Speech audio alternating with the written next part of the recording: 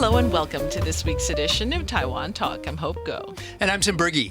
And today we're very happy to have with us here a very old and good friend. I should say a very good friend of ICRT. I am old too. Well, okay, but I won't say that. Jason Hu.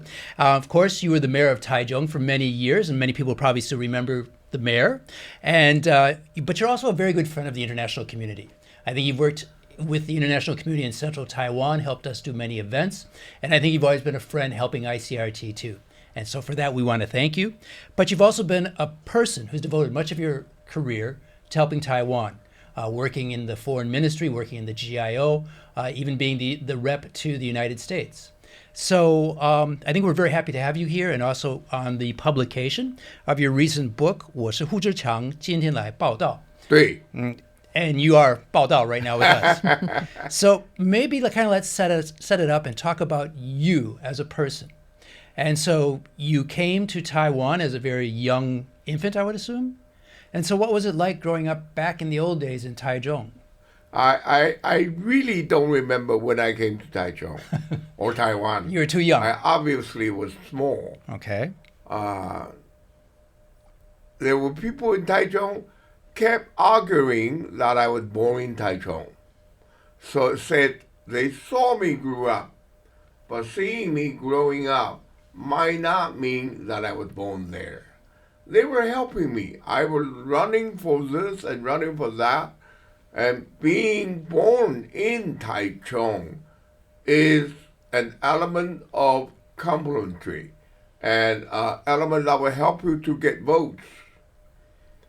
But my mother, I don't think she would lie to me, said I was born during the war in Beijing. And I was in Taiwan perhaps 3, 4, 5 months old. Wow. Nobody cared, and I was nobody too. And I didn't think I would grow up to be somebody. I'm satisfied to be nobody. I was a little child who had nothing and grew up with nothing special. Working opportunity obviously and actually came to me. I didn't go and try to get this job, that job, to try to stand on the shoulder of other people. I honestly didn't do that. It's natural. Me, growing up naturally, being a natural Jason Hu. I did admit one thing. I have a special relationship with ICRT. When I grew up, I learned my English from a thing you obviously know, U.S. Armed Forces Radio, and then ICRT. Until I work in the government, which is the Director General of Government Information Office, when we discuss the licensing of ICRT, I always strongly argue that Taipei, wanting to be an international city, cannot go without an international radio network. How many of these stories made it into your book? Not many. I'm an old man. There's so much thing to write in. To be honest with you, I think all writers will tell you the same thing. It is only after you finish your book, then you remember how many more you didn't put in. If you had to pick a story that you should have put in the book but didn't put in the book, what story would that be? I would put in more how my wife helped me and understood me and never complained. And even after she became First Lady of the Ministry of Foreign Affairs, she would go out with me to foreign countries. And she was so sleepy because of jet lag, but she has to go to the ceremonies, see the parade, lay flower to the Marshall Memorial, all these things that she was not very much interested in. She just want to go back and sleep, but she never complained. All she did was next time when I'm ready to go out, she would tell me, I'm not going. You go work. It's not my work. I don't have to go.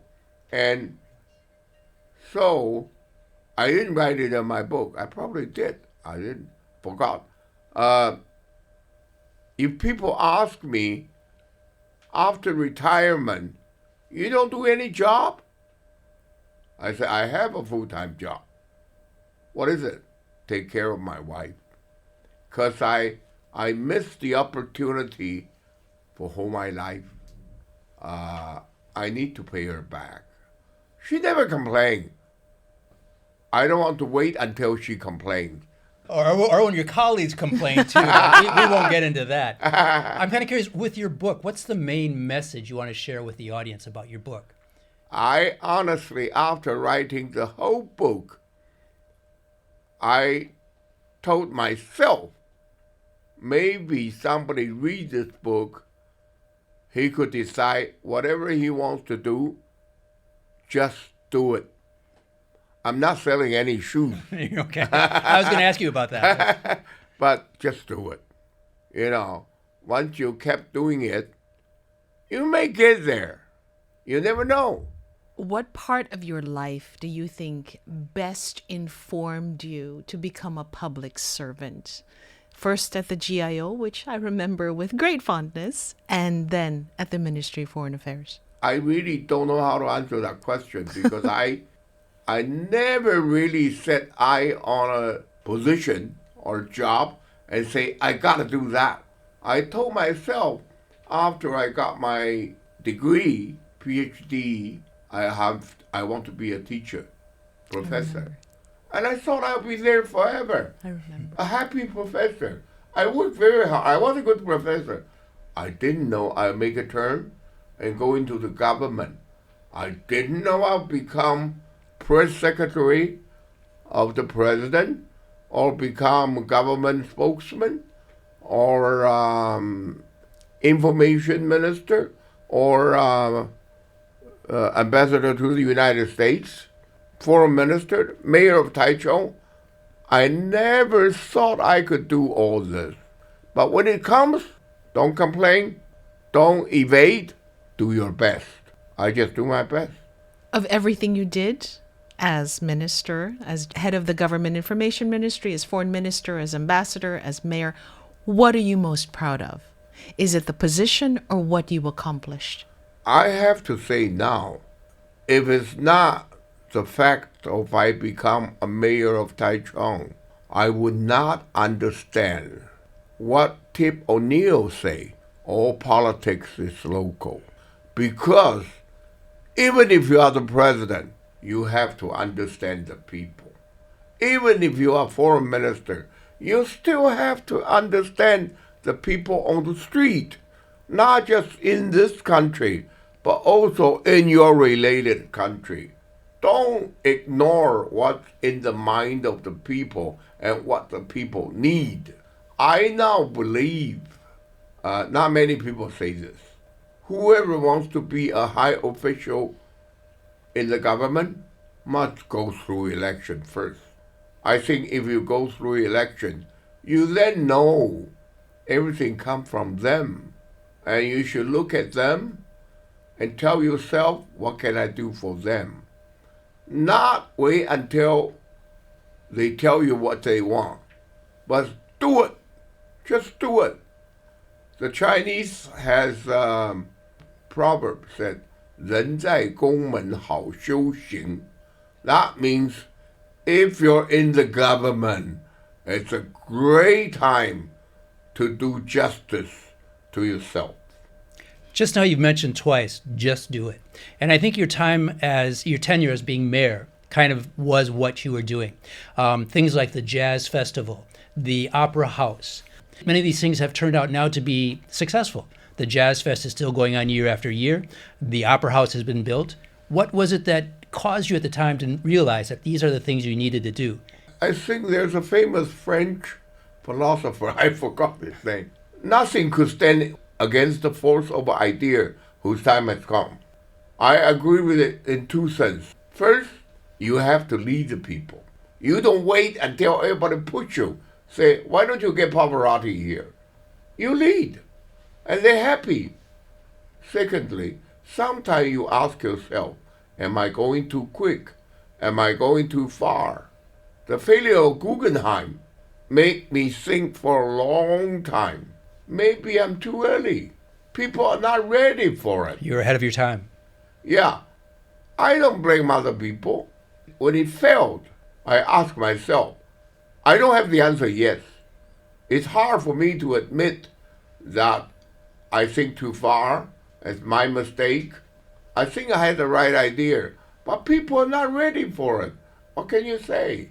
So I failed. But if I succeed, Taiwan will be even more different. What do you want people to remember you by? And how do you want people to remember you? I don't know.